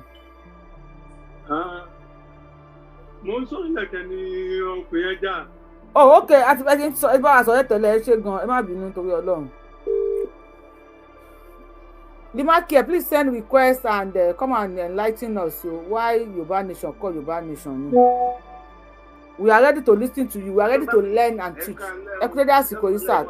2 minutes sir. 2 minutes sir. Ẹ káalẹ́ sir. Ẹ kú iṣẹ́ ìlú. Ẹ ṣeun. Ẹ kú iṣẹ́ ìlú. Ẹ ṣeun. Mo mẹ́sẹ̀gì kan sórí fóònù tí mo fi ń sọ̀rọ̀ yìí. Mo send àwọn mẹ́sẹ̀gì ìwé kẹ̀kẹ́ bá sọ fún Ìgbòho mo ní nọ́mbà ìtẹ́lẹ̀ kọ́ mi ní nọ́mbà ìlọ́wọ́ mọ́. Nígbà tí gbogbo ẹ̀ ti rí bó ṣe rí mi ò ní nọ́mbà ẹ̀ pé kọ́jọ́ tán bá fẹ́ select state police kan bá wa fojú wo kan bá wa béèrè orúkọ ìdílé wọn kan bá wa béèrè agboolé tán ti jáde kí lórí kí wọn nítorí wọ́n ti dàpọ̀ mọ́ ọmọ ti dàpọ̀ ní máàsì àti kọ́lọ́run kò yọ wá. Mo dẹ̀ tó fẹ́ sọ̀rọ̀ lórí bàbá tá à ń ṣò tó ní wọ́n jíyàn pé sẹ́ńtàwá Yorùbá ò bá tú ẹrù ara wa pa ká máa wẹ́ tó máa gbà wá kalẹ̀. Àwọn most of the things tó ṣò kan ní last week tó jẹ́ wípé wọ́n mú àwọn ẹ̀hànnà yìí wọ́n sùn lọ ní Ondo State. Irú àwọn tó ṣiṣẹ́ bẹ́ẹ̀ yẹn most of the thing náà gbọ́dọ̀ ṣú ẹ̀ síta ká máa gbé ọ̀rọ̀ wa sórí afẹ́fẹ́ pàápàá ó ń pa wá lára. Àwọn alágbára tó bá wà nílùú yẹn wọ́n ń ṣe tí nǹkan lè ṣe mo rántí ìgbà tí mo organize àwọn ọdẹ is part of things tí mo sọ fún wọn ìgbé wọ́n tẹ fàtẹ́ bá ṣe mo gbà yín gbọ́. Nítorí iṣẹ́ ìkíṣe ká máa pe ọ̀gá ọlọ́pàá gbogbo wọn ló wà nínú iṣẹ́ yìí ó ní ọmọ ọ̀dọ̀ tó gbọ́n ó fi ọgbọ́n ṣiṣẹ́ rí díẹ̀ tá a bá dìde sọ̀rọ̀ wa bí wọn à ń kúrò àti máa mú wa ní kọ̀ọ̀kan kúrò lórí ilẹ̀ ẹ wo ló ọba tán mú kúrò last time. Sáàjọpọ̀ a máa wá sórí afẹ́fẹ́ wa máa pariwo àwọn tó já lágbára ní àárín wa ẹ ṣe iṣẹ́ yìí táwọn pípọ̀ ṣe ṣiṣẹ́ wọ́n ń yọ wọlé wọ́n ń ṣiṣẹ́ wọn báwo lẹ́yìn náà lè ṣe yọ kẹ̀kẹ́ tó yẹ kẹ́ ṣe kẹ́ fi wọ́n lẹ̀ kẹ́ máa lọ àfi ká pariwo síta. Ìkan sọ nísìnyí wọ́n ti ní Fúlàní Yorùbá ṣé èmi tí mo kóyìnbó ní London tí mo jókòó sí ṣé mo máa sọ pé Yorùbá British àbí kí ló fẹ́ kí n sọ. So àwa la máa ro orí wa ká ṣe nǹkan tó yẹ ká ṣe ká má ronú mọ́ à ń fi inú jẹun ní orí ní kárò ká ṣe ohun tó yẹ ká ṣe. Adúpẹ́ lọ́wọ́ Ọlọ́run Adéyẹmọ fi wà lé nísìn ṣùgbọ́n jẹ́ ká fi ọgbọ́n ṣe iṣẹ́ wa èyí tó ń mú wa ní ìkọ̀ọ̀kan méjì kúrò nílẹ̀ yìí wàhálà ni ṣùgbọ́n tá a bá wá sórí afẹ́fẹ́ torí ẹ̀ fẹ́ ṣe ìjọba àwọn dúró pé àwọn máa ṣèjọba nǹkan tí ìjọba bá fẹ́ ṣe ẹ wo lẹ́tà tí wọ́n pín ní kó tó bá di on the 28th of this month àwọn máa bẹ̀rẹ̀ iṣẹ́ agbésùmọ̀bí ṣé Yorùbá máa fòòdù ọwọ́ ẹ̀ wọ́n máa pa wọ́n ní kọ̀ọ̀kan wọ́n á máa kígbe lórí afẹ́fẹ́ wọ́n á máa ṣó gbogbo nǹkan tó bá ṣe ẹ bá mi sọ fún Yorùbá kán jí gìrì ẹ̀jẹ̀ kan ṣe ká ṣe tó yẹ ká ṣe lásìkò. Bàbá ìrànlọ́wọ́ àti ṣe sẹ́yìn tó jẹ́ pé máa tan fáànù wọ́n á sọ pé àwọn wà nínú igbó àwọn ń ṣiṣẹ́ lọ́wọ́. Àwọn ọmọ olè. Ó lè rí lónìí yìí mo mọ iye owó mi tó ti lọ sí ṣé ẹ rò pé màá máa dáwó bẹ́ẹ̀ ni a ní láti ṣe nǹkan tó yẹ ká ṣe.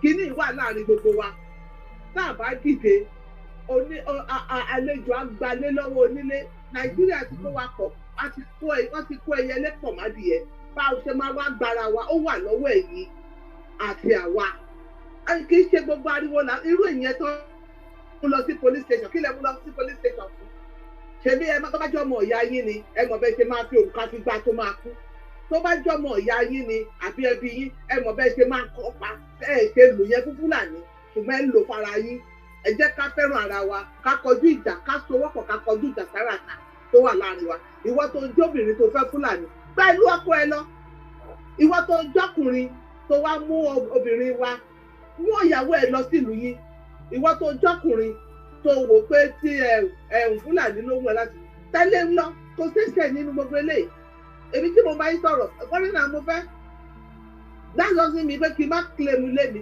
but kì í ṣe pé kí wọ́n máa fi ìjà máa fi bá wọn àwọn 100% ìjà kò rí bẹ́ẹ̀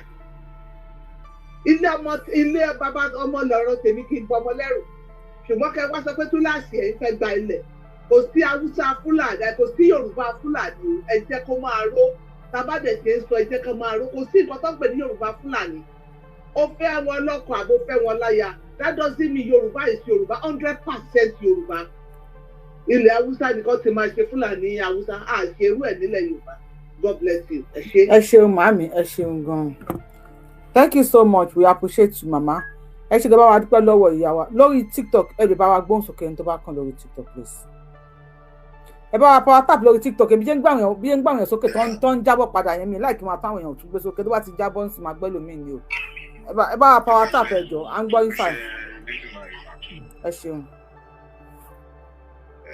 Bàbá ẹ máa bọ̀ lé. Àpótí ẹ̀rí Násárẹ́tì nǹkan. Orin tá máa kọ nìyẹn. Bàbá ẹ máa bọ̀ lé God bless you sir.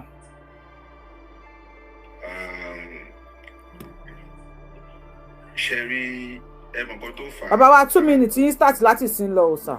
Ẹ má bínú sir time mi. Okay.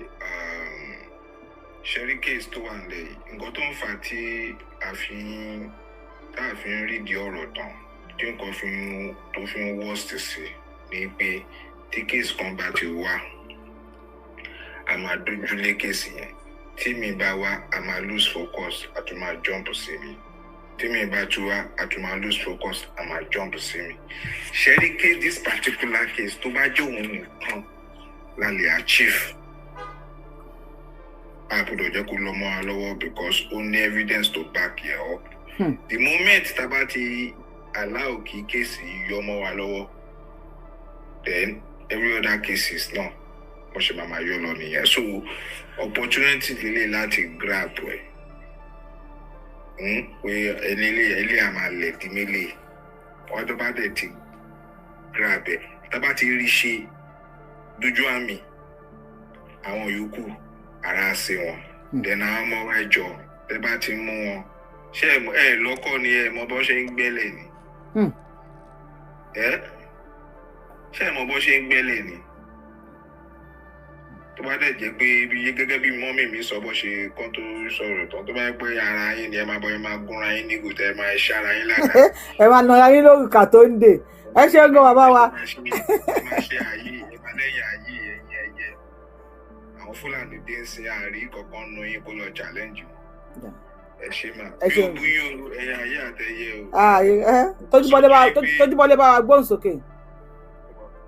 mo kàn ní gbẹgẹ mọ̀kọ́ tẹ̀ ń ṣe ni o. tójúbọlé bá wa gbóhùn sókè ẹni tó sọ pé kinní kan Biafra that Biafra person that wants to say Sunday Igboho is a betrayer should come up come and tell me mi fẹ́ put gbogbo leg sínú ọ̀rọ̀ Tinubu ni but if you come and say Sunday Igboho is a betrayer because he follow Tinubu I go enter deeper for you tó yẹ pé many àwọn àìmọye Yorùbá máa lanu kalẹ̀ báyìí pé so eléyìí ṣẹlẹ̀ ẹ má tọ́ mi o mi ò lọ sí school o ẹ má tọ́ mi Tójúbọlé bá wa gbóhùn sókè come up come and talk let me give you.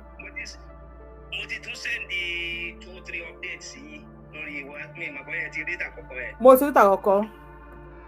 mo sẹ́ndì protest ìdájọ́ lọ́sàn-án yìí. ṣé dandan ni kó máa wá bíbá ẹ̀ kó máa bẹ̀rẹ̀ Sunday Igboho àti Nnamdi Kanu ni. ìyàwó ẹjẹ kan wá èèyàn kí ń bọ̀ tẹ èèyàn jà ẹni tó bá fẹ́ bá yín ṣọ̀tẹ̀ èèyàn kí ń jà ẹjẹ kan wá if you see any. mo ń dúró de update nísinsìnyí mo ti ọmọ fìdítì ni mí. ṣe rí nípa ọ̀rọ̀ pé ẹnìkan sọ lẹ́yìn kan pé ọlọ́pàá ọ̀nà ọlọ́pàá last year October àbúrò mi first cousin mi Inspector General of Police ni wọ́n gbé lọ sí fìdítì wọ́n wá gbé lọ sí jóbélé the first thing tá kọ́kọ́ ṣe kò lójú 2 weeks lọ wọ́n nítorí kójú ọmọ fìdítì they eliminated him they sent him back to Ibadan because. eliminated báwo wọ́n pa. no wọ́n eliminate ẹ̀ kúrò nínú post yẹn àmì ìgbé ìbò dáadáa mọ́ ìta ló mú wá so wọ́n remove ẹ̀ from that post then wọ́n repost ẹ̀ lọ sí Ibadan again because bó ṣe dé jóbélé gbàrà báyìí bí n pé ọmọ fìdítì ni ètò ààbò ló kọ́ fẹ́ mójútó wọ́n dẹ̀ remove ẹ̀ ìmíkolo 2 weeks táfi gbé lọ so nípa ọ̀rọ̀ jóbélé Ọ̀yọ́ ẹ̀ mo mọ̀ ń pẹ́ dáadáa I was in Nigeria up to November last year.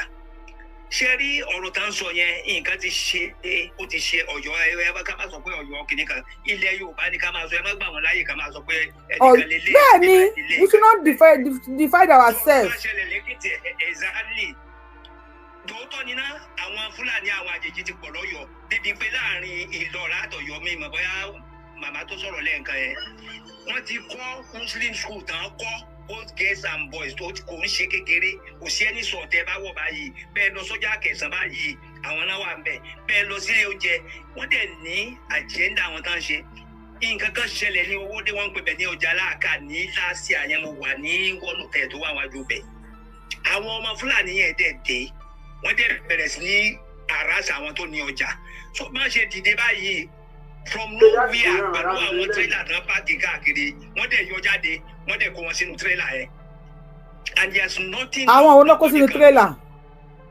àwọn ọmọ Fúlàní tá wàá da ọjà rú wọ́n ń lọ sí àárín ọjà ní ọ̀sán gangan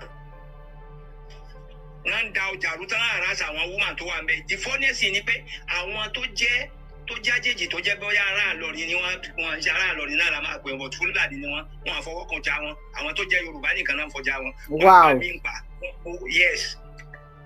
Yes, I was plaza náà ń kó tẹ ẹ̀yìn iwájú alákàbà ẹ̀ ló wà mo jáde mo lọ wò ìyẹn bẹ́ẹ̀ Aláàfin gan tán ń pariwo òun gan fúnra rẹ̀ tẹ́ bá rí àwọn tó ń tẹ̀lé lẹ́yìn òun gan ò free ní Ọ̀yọ́ ẹ̀ sọ ká má sọ pé ọba ọ̀nà ọba ìlú tí ò bá ti sí ìjọba bó ṣe máa ń ṣẹlẹ̀ nìyẹn mi rò bí ìlú kan wà tó yẹ pé ìjọba wà àwọn agbófinró wà táwa máa sọ pé àwọn ọba because ọba náà yà kò sí indirect lò mọ́ bí ìgbà kan tó pé ọba lè ṣe àwọn nǹkan kan.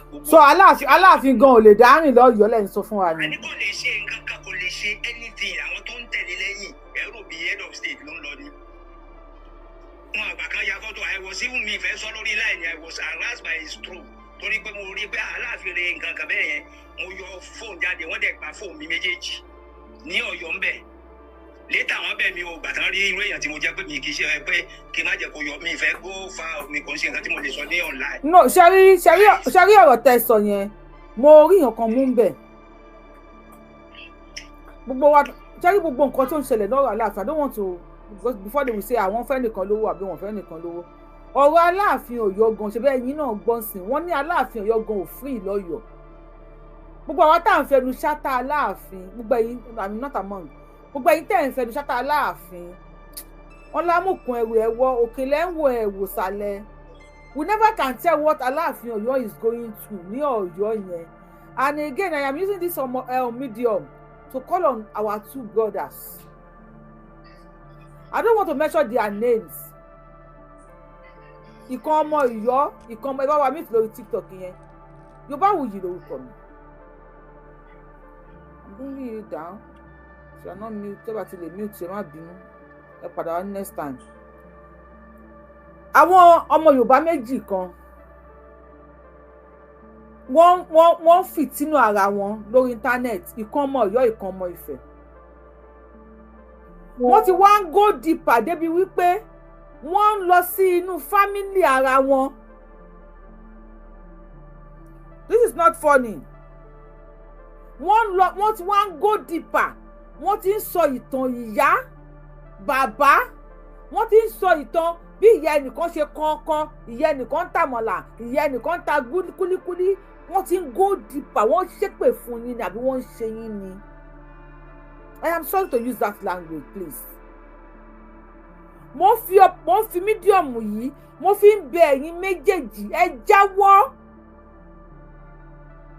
jáwọ́ bí mo ṣe ń wòye mi ti rí yín bí ìkà nílẹ̀ Yorùbá bí mo ṣe ń wò yín mo ti rí yín bí ẹni bí èyí tẹ́ ń wò mí ẹ mọ àwọn méjèèjì tí mò ń sọ. ọ̀rọ̀ ọba lẹ́fì bẹ̀rẹ̀ pé ó bọ̀ ni ó bú Aláàfin ẹnìkan ṣe kinní kan náà ẹ ti ń go deeper débi pé ẹ̀yin méjèèjì gan bá ṣe ń wò yín tẹ́ ẹ bá rí tẹ́ máa fi para yín ẹ máa para yín.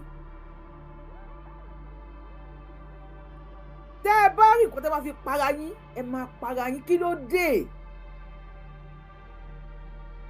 Ọ̀yọ́ àti Ifẹ̀ kí ló ṣe yín? ẹ wá ń go deeper bí àwọn ìyá yín ṣe rí kábíyèsí Ọlọ́run ẹ wá fi ń búra yín. ọ̀rọ̀ yín ó ní bá mi nù o evangelist bá gbóhùn sókè ẹjọ́ ẹ̀yin èèyàn mi fídíò tí mo play fún wa mo fẹ́ ká sọ̀rọ̀ lórí ẹ̀. àwọn Ọ̀yọ́ ṣe kíní kan àwọn Ọ̀yọ́ ṣe kíní kọ́ ni mo gbé wá. wọ́n gbé agbésùmọ̀mí tó ṣàyàn níṣàkúṣà wọ́n wá rí kan mú nínú wọn wọ́n rí list lọ́wọ́ ẹ̀ wọ́n ní list kí lélẹ̀ wọ́n ní list àwọn táwọn tó fẹ́ wá jí gbé ni wọ́n wá gbé lọ sí police station. ó wá dijọ́ kejì wọ́n lọ síbẹ̀ wọ́n ní wọ́n ti release ẹ̀ wọ́n ní SAN kan SAN Senior Advocate of Nigeria kan ló wá release ẹ̀ ní station. ọmọ Yorùbá we should just forget àwọn Ọ̀yọ́ ló ṣẹlẹ̀ sí Ọ̀yọ́ ló ṣẹlẹ̀ we should just forget that. tó bá ṣe ní Ọ̀yọ́ tó bá mú jẹ gbé tàbá sọ̀rọ̀ mo sọ pé lórí show mi àwọn èèyàn ń wò wá náà. tó bá ṣe ní Ọ̀yọ́ tó bá mú jẹ gbé wọ́n á ṣe lẹ́kìtì wọ́n á ṣe lákùrẹ́ wọ́n á ṣe lóǹdó. we should not channel all our hatred to Ọ̀yọ́. Why? Please ẹni bọ̀ tó fẹ́ sọ̀rọ̀ nísìn ẹ bá mi sọ̀rọ̀ nípa nǹkan tó ṣẹlẹ̀ gangan.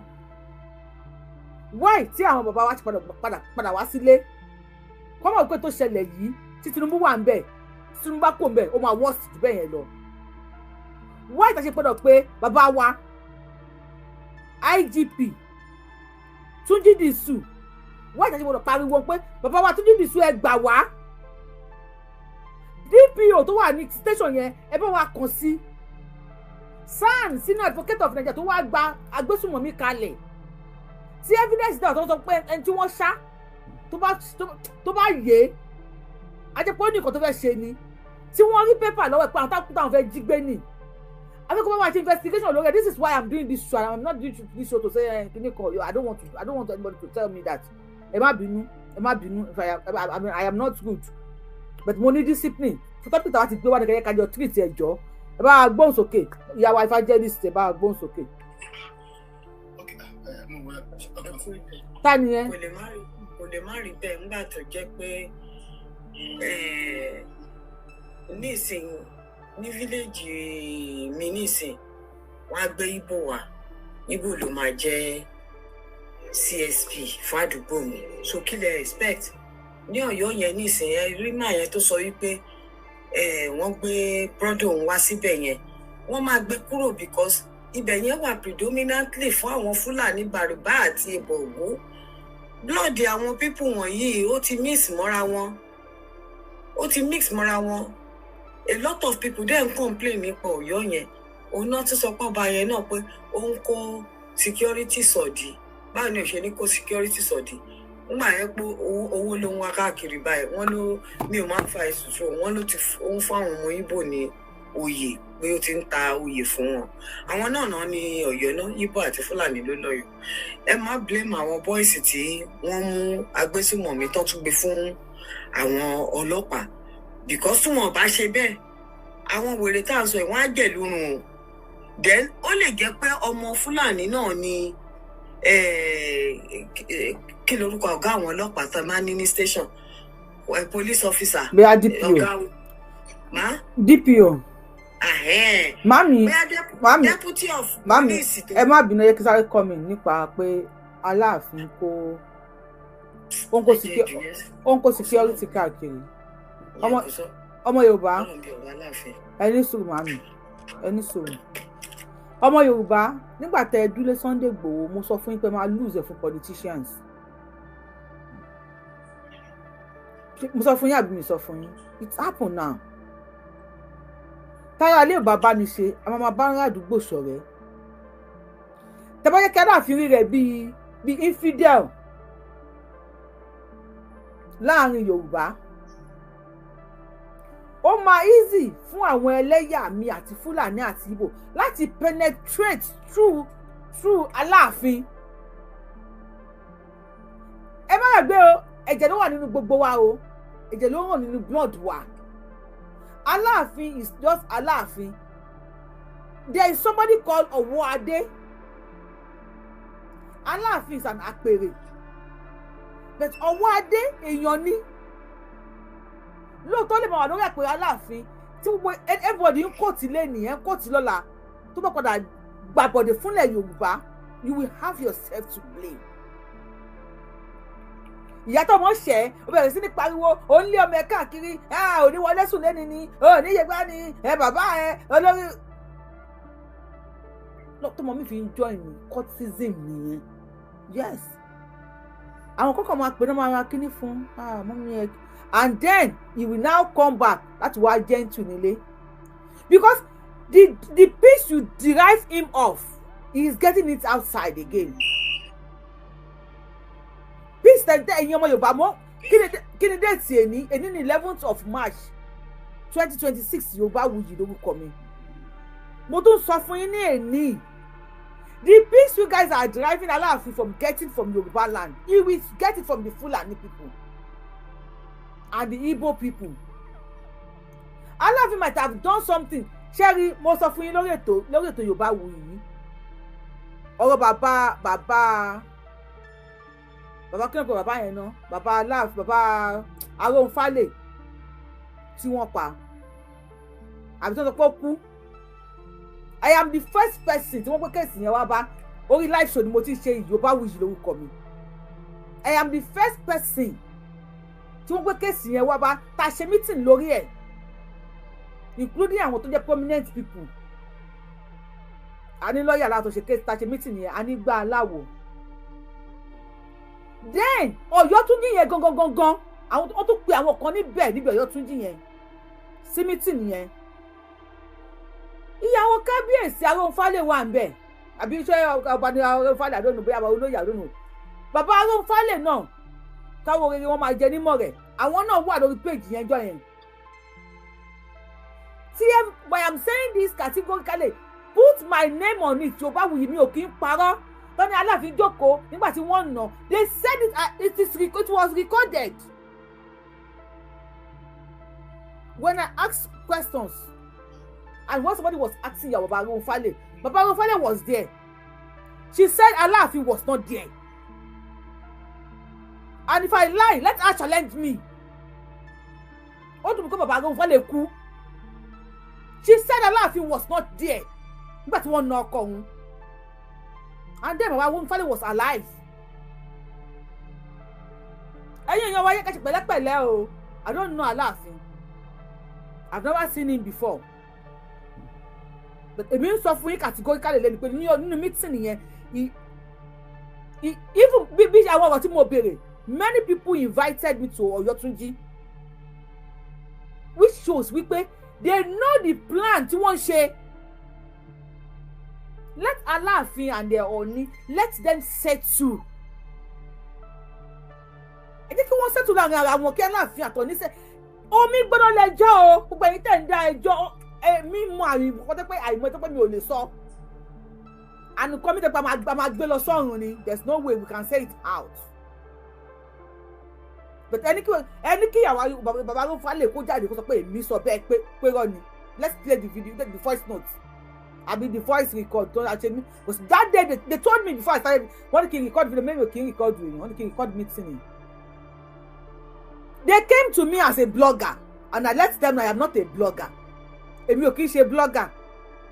Freedom ìlú mi ilẹ̀ Yorùbá generally your Ọ̀ṣun Ondo Ọ̀yọ́ Ifẹ̀ Èkìtì wherever you are from. In as much as you are a Yoruba person, I love you. I love you.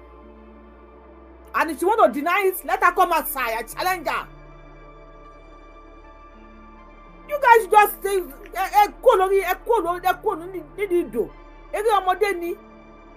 We should all work together to get unity in Yoruba land. Teamwork make dream works. When you work in team, your dream will certainly work. But we are dividing ourselves. This is Ele Oyoni, Ele Kinekoni, and never anything to matter to be Oyoni by Alafi, or Kinekon. Eyoni Owade o. So they go the APC to kill Erishesi. Kill Egbara Bakamuni, le se won si. And I want you guys then. So they go 10 olóṣèlú àgbà mọ́ yín lọ́wọ́. I want you. I put Sunday Igboho bí pé kò ní other option. To wá pè mí ní politician. Mo fẹ́ gba Sunday Igboho. I have many video of you guys staging show for him. I'm gonna show him. Àwọn tó ń jà fún kọ́lélẹ̀. Àwọn tó ń ṣépè fún ẹ yìí. Àwọn tó ń ṣe èpèdè. Àwọn mo ṣèpèdè fún ẹ náà. Àwọn tí ìyá Sunday Igboho kú ẹ̀ mọ́ fídíò tó ń ṣe fún ìyá Sunday Igboho ni wọ́n fi ń ṣépèlé. Sunday Kútọ̀nù, Sunday Ọ̀kọlà, Sunday Gbá, Sunday Àwo. If tó bá di ọ̀la wọ́n sọ pé Aláàfin ó fi Fúlàní jẹ ọ̀tún ọba ní Ọ̀yọ́. If I have time, I will play it and I will be happy. Yes, I will be happy to play it for you guys. And I will come and say, ṣebí mo sọ fún yín. Ṣebí mo sọ fún yín. Ìrẹ́pọ̀ ló yẹ ká wá láàrin Ọọ̀ni àti Aláàfin. Ìrẹ́pọ̀ ló yẹ ká wá láàrin gbogbo. Ẹ̀yin olólùfẹ́ ẹ wò a ò ní rí jù báyìí lọ. Ó bá tún ṣe ń lọ báyìí, a máa bù yín gbọ́ lọ́lọ́kan òjọ̀kan. Ó dàbọ̀.